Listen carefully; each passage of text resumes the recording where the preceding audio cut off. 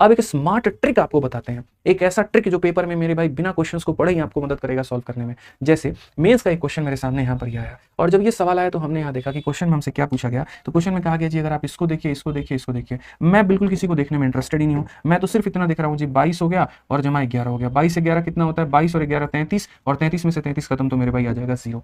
ठीक है, अब उसके बाद एक जो लाइन बोलूंगा वो लाइन याद रखना, वो लाइन बहुत महत्वपूर्ण है। जब भी तुम्हारे सामने जोड़ घटाव वाले ऐसे सवाल आते हैं ना, वही ऑप्शन आंसर होता है जिसमें दो चीजें हों। पॉइंट नंबर 1 उन ऑप्शंस में देखना। पॉइंट नंबर 1 मेरे भाई यहाँ पर आफ्टर डेसिमल क्या देखना है मेरे भाई, आफ्टर डेसिमल कितने डिजिट्स ऐसे हैं जिनके पास में बार है, मैक्सिमम डिजिट्स ऐसे कितने हैं। इसके में सिर्फ 1 के ऊपर में बार है, इसके ऊपर में 2 के ऊपर में बार है, और इसके ऊपर में 1 के बार है। तो आपको यहाँ देखना है मैक्सिमम डिजिट। तो आपने जब मेरे भाई मैक्सिमम डिजिट देखा तो यहाँ पर आपको क्या मिला कि सर 2 के ऊपर में बार है, तो वही ऑप्शन आंसर होगा जिसमें 2 पर बार होगा।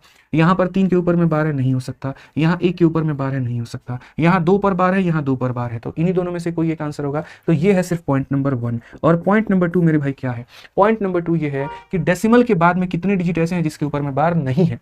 मतलब एक ये देखना है कितने के ऊपर में बार है, और एक ये देखना है कितने के ऊपर में बार नहीं है। तो मेरे भाई डेसिमल के बाद में 2 डिजिट ऐसे जिसके ऊपर में बार था, और डेसिमल के बाद में 1 डिजिट देखो यहाँ पर ऐसा जिसके ऊपर में बार नहीं है। तो करेक्ट आंसर वो होगा जिसमें डेसिमल के बाद में 2 अंकों पर बार होगा और 1 पर बार नहीं होगा, ऑप्शन नंबर सी। ये इसीलिए नहीं होगा क्योंकि डेसिमल के बाद 2 अंकों पर बार है, लेकिन मुझे एक और वो भी संख्या चाहिए जिसमें डेसिमल के बाद 1 के ऊपर में बार ना हो। मतलब